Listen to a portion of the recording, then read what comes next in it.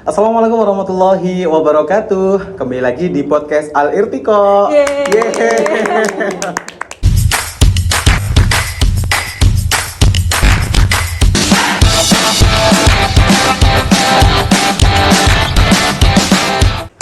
Hari ini kita kedatangan dua alumni yang sangat luar biasa yang dulunya pernah belajar di Madrasah Aliyah Al Irtiqo. Mereka kesini dengan kostum yang berbeda, ada yang kuning, ada yang biru. Nah, kita kan perlu bertanya-tanya ya, kira-kira mereka ini, alumni ini sekarang kesibukannya apa dan kuliahnya di mana?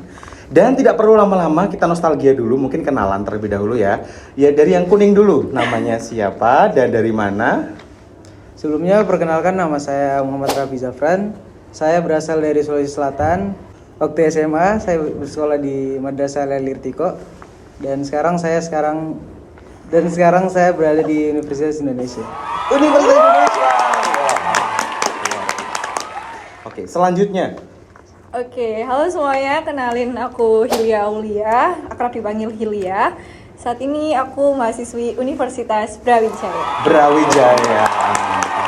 Jadi Raffi sama Cilya ini angkatannya berbeda ya? Kalau ya, betul. Cilya angkatan berapa? Aku angkatan ketiga. Angkatan ketiga, lulusnya 2022. Oke. Kalau Raffi? Aku angkatan keempat. Angkatan 4 berarti 2023 kemarin. Ya, masih baru. Masih baru ya, baru. maba banget, masih bau-bau toko.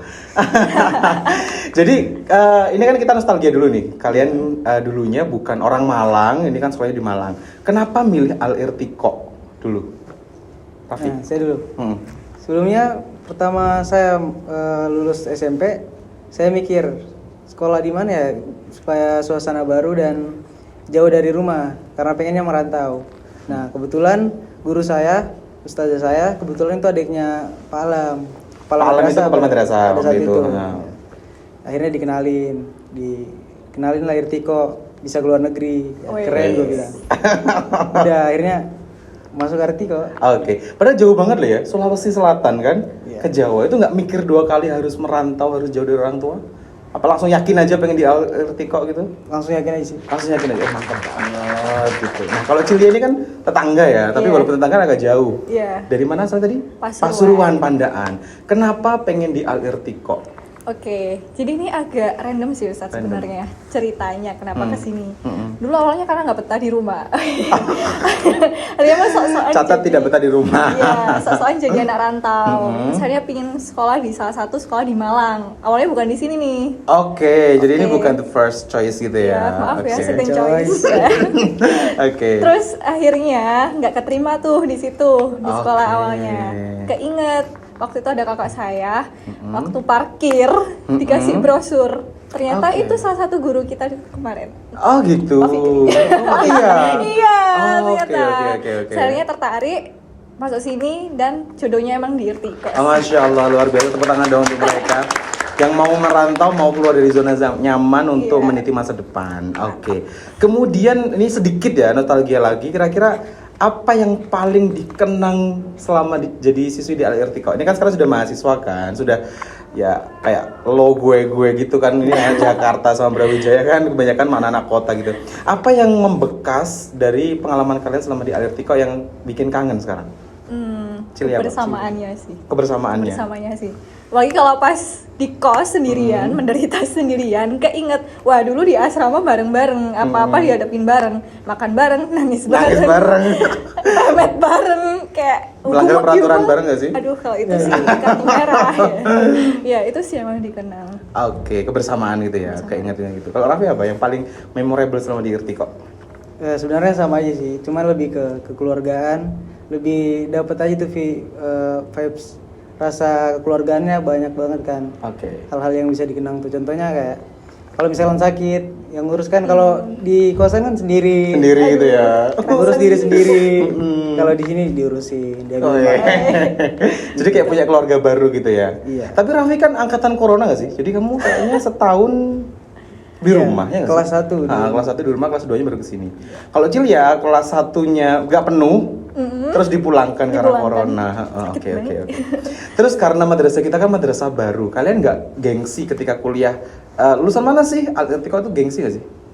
Awalnya iya ya, terus Awalnya lama-lama itu malah keren gitu nggak sih, Zat? Apa Kenapa? sekolah baru, tapi justru prestasinya juga nggak kalah gitu. Oke, mantap, prestasinya nggak kalah. Kalau sebagai lo anak Jakarta gimana?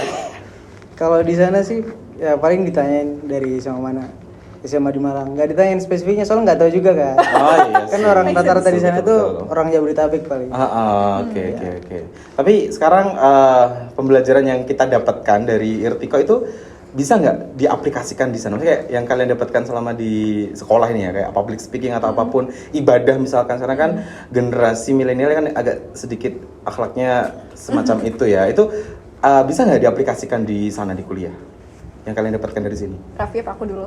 Raffi dulu. Raffi Saya sih. dulu. Nah. Jabodetabek.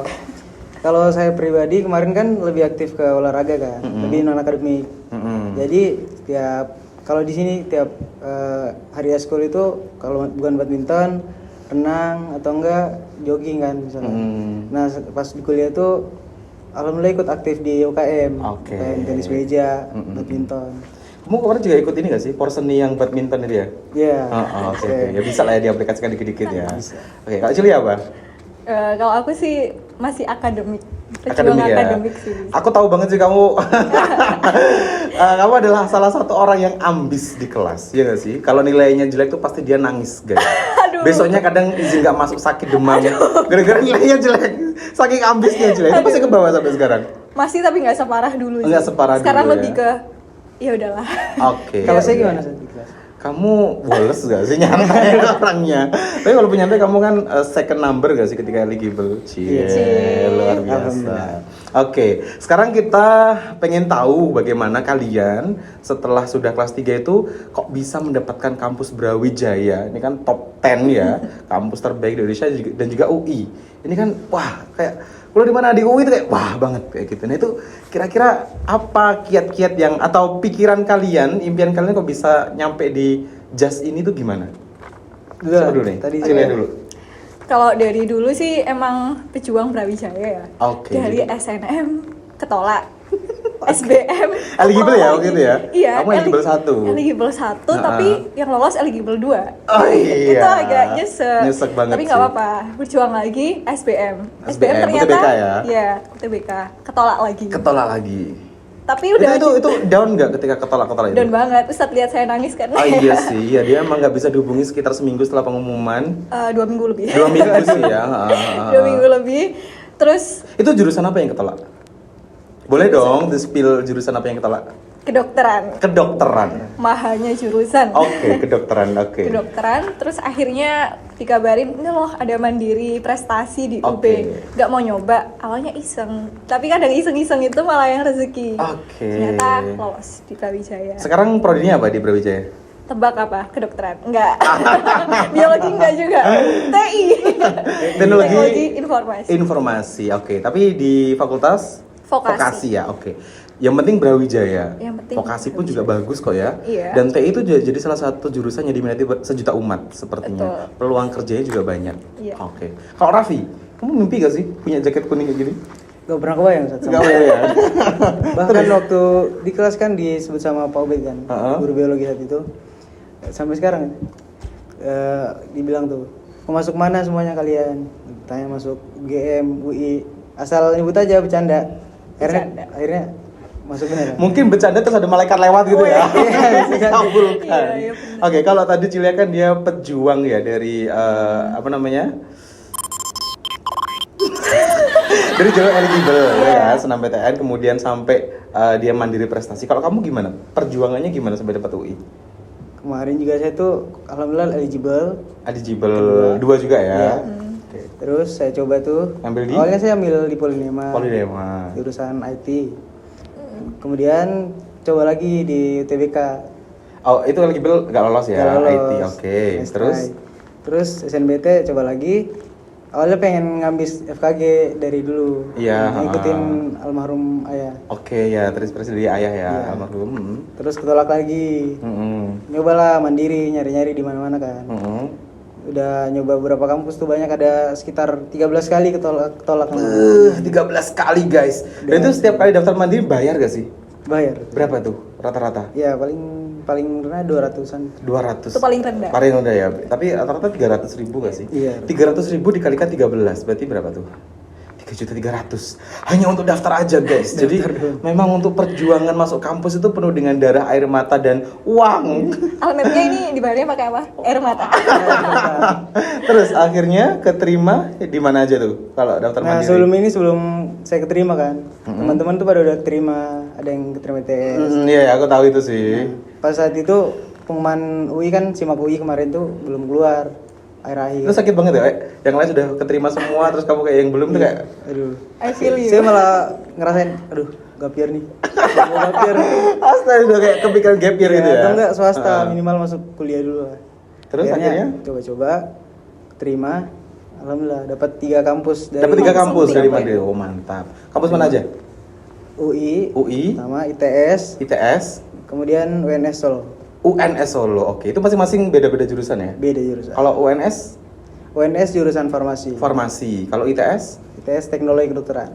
teknologi kedokteran. Oh, jurusan baru di ITS itu Iya, ya. jurusan Oke, baru. mantap sih itu. Tapi akhirnya milihnya di UI. Prodinya Fisioterapi. fisioterapi. Oke, oke. Oke, kalau sekarang ini mungkin ya ada di kelas atau siapapun penonton yang mau apa namanya pengen tahu kira-kira kalau prodi fisioterapi itu yang dipelajari apa dan kira-kira prospek kedepannya itu apa. Nah, kalau vokasi TI itu kira-kira prospek kedepannya seperti apa dan apa yang dipelajari di sana. Coba dulu nih, Cil ya. Oke. Jadi teknologi informasi di vokasi itu dibagi lagi peminatannya. Ada SI, FTV, TIK. Nah, aku milihnya bisnis digital e-commerce. Apa itu? Emang agak asing ya, Zat? Iya, kayak Betul, betul. asing. Jadi bisnis, tapi dia itu ditransformasi ke digital. Kan sekarang apa-apa serba digital. Digital, gitu. oke. Jadi udah nggak konvensional lagi. Jadi kayak bisnis digital semacam itu. Iya, betul. Oke, itu tapi tugasnya ngapain? Tugasnya dia banyak sih, spesifiknya tuh banyak. Dia bisa ke digital marketing, Oke. dia bisa ke SEO, search engine. Ha-ha. Jadi kayak kata kunci di Google biar nomor 1 itu gimana, itu Oke, dipelajari di iya, iya, situ. itu lagi hype sih, Ya, ha-ha. lagi sekarang banget. Ha-ha. Terus kayak prospeknya emang luas gitu. Oke. Apalagi vokasi kan, cepet dapat Jadi kerja nggak cuma melulu kayak buat software atau memperbaiki laptop gitu nggak ya? Itu adalah stigma masyarakat. Ya itu kan bisa. Kita juga kamu nggak apa bisa. TI? Oh kamu bisa benerin antivirus saya kayak gitu, Nggak bukan bisa. gitu ya? Kita juga nggak bisa ya tadi sebenarnya. Oh. Tapi stigma yang salah. Oke. Jadi lebih banyak apa ya? Peminatannya lebih ke arah digital marketing semacam Iya. tadi ya, bisnis gitu ya. Oke. Kalau fisioterapi apa Raffi? Fisioterapi itu lebih ke permasalahan tulang, gerakan motorik. Nah, Oke. awalnya saya daftar fisioterapi itu, awalnya kan saya cari-cari di UI itu apa yang kira-kira ada peluang lah buat masuk. Heeh. Saya coba lihat tuh vokasi. Nah, yang IPA di vokasi itu cuma 2 dari 15 jurusan itu. Oke. Semuanya IPS heeh. kecuali 2, terapi okupasi dengan fisioterapi. Oke. Sebenarnya terapi okupasi dengan fisioterapi itu Mirip. saling berhubungan. Oke, saling berhubungan. Tapi kalau okupasi terapi itu lebih ke sensoriknya. Oke, sensoriknya. Kalau fisioterapi berarti lebih kepada Motorik. motoriknya, Iya. tulang, gerakan tulang Iya, semacam itu gerak ya. tulang. Berarti kalau ada mindset kayak fisioterapi itu tukang pijet itu betul apa Ya, salah aduh. atau gimana? Itu salah nggak salah sih sebenarnya. Gimana salah nggak salah tuh? Fisioterapi kan itu ada beberapa banyak tindakan ya, Oke. cara untuk menyembuhkan pasien. Mm-mm. Salah satunya itu ada cara teknik memijat, atau nggak pijat, meraba gitu oke. kan, palpasi itu. Berarti beda sama bedah tulang itu beda ya?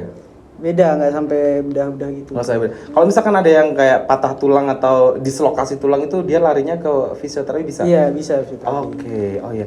Tapi walaupun tukang pijet, tapi pijet yang mahal nggak sih, profesional gitu kan? Iya. Kalau salah pegang kan bahaya nih Iya, tulang. sekali pegang 500.000 gitu. Wow. Balik Sekali modal. pegang. Modal.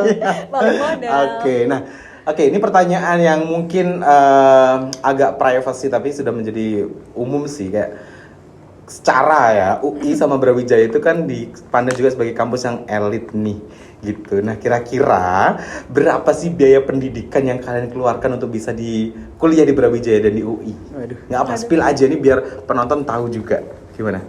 Duluan. Kalau Tapi Brawijaya. dulu Duluan. Ada UI dulu lah, kayaknya lebih. UB duluan. UI dah. yang baru dulu. Yang Kalau baru. UI kan, kalau UI pasti, aduh anak Jakarta ini living Iya. cost-nya mahal segala macam, kampusnya juga elit pasti mahal, itu gimana? Apakah betul itu? Harga almetnya ini Harga almet ya, kita Iya. spill harga almetnya mereka. dari Total 28 juta. Total 28 juta. Total. Pertama kali masuk ya? Pertama masuk. Oke, 28 juta kalau mau ke UI, vokasi fisioterapi. Iya, fisioterapi. Oke. Kalau harga almetnya ini biru dongker Aduh, aku tim yang murah-murah aja sih, nggak murah juga sih sebenarnya. berapa itu? Karena waktu itu aku mandiri, tapi mandiri prestasi. Oke, mandirinya prestasi. Iya, ditambah vokasi, jadi Tambah nggak vokasi. terlalu yang semahal yang S1. Oke. Aku lupa juga ya start berapa uang pangkal ya. Dulu tuh pernah ngomong kayak sekitar 15 juta Iya, nggak sih? dari itu yang Heeh. waktu itu saya spill. Iya. Tapi UKT-nya termasuk yang 4 jutaan lah, 4 juta. Oh ya, 5 juta. middle lah ya, nggak Middle, yang terlalu ya. high, nggak yang terlalu low. Oke. Aman. Jadi ya hampir 20 juta sih ya untuk dapat almet ini. Oke. Ini 26, ini 20 juta. Tinggal kalian mau pilih yang mana. Sekarang terakhir ya, ini kita terbatas waktu. Kasih tips untuk adik-adik dan juga penonton kira-kira sekarang ini apa yang harus dipersiapkan untuk memperoleh almet kuning dan almet biru dongker? Siapa dulu nih? Duluan. Oke. Cilea. Kalau tentuin dulu nggak sih? Tentuin dulu kalian itu maunya apa, jangan sampai udah mau daftar masih bingung yang dimau apa. Karena itu ngaruh banget. Itu yang pertama. Yang kedua, kalau udah nentuin, kalian jangan sampai terlalu fokus sama satu tahap. Kayak dulu aku sangat berharap banget dan yakin banget lolos SNM sampai nggak persiapin UTBK dari jauh hari. Jadi itu agak merepotkan gitu. Kalau kalian udah punya plan B, plan C dari awal tuh mungkin lebih ringan ya, Ustaz. Oke. Gitu sih.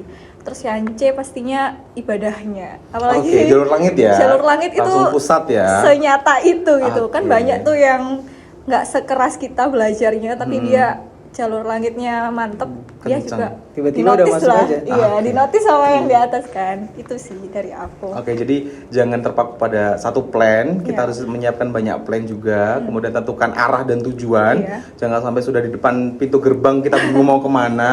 Dan juga salah satunya jalur langit itu Jalur langit. pasti sih kayaknya. Betul. Oke. Kalau Raffi apa Raffi? Kurang lebih hampir sama sih, tapi lebih ke pertama tuh harus riset dulu kan. Dari Oke, jauh-jauh, misalkan kelas 3 kan udah UTBK kan. Kelas 1 udah riset dari pengen jurusan apa, meskipun belum bulat-bulat amat keputusannya kan. Oke. Yang penting udah ada plan-plannya lah. Mm-mm. Terus kalau motoku dari dulu itu nice try again. Oh, Oke. iya. Gagal coba lagi. Pokoknya Let's try again. Bagus sih. pokoknya ketolak coba lagi. Oke, kamu nggak sampai down itu nggak ya? Ya down pasti. Ya, down Cuma pasti. try again.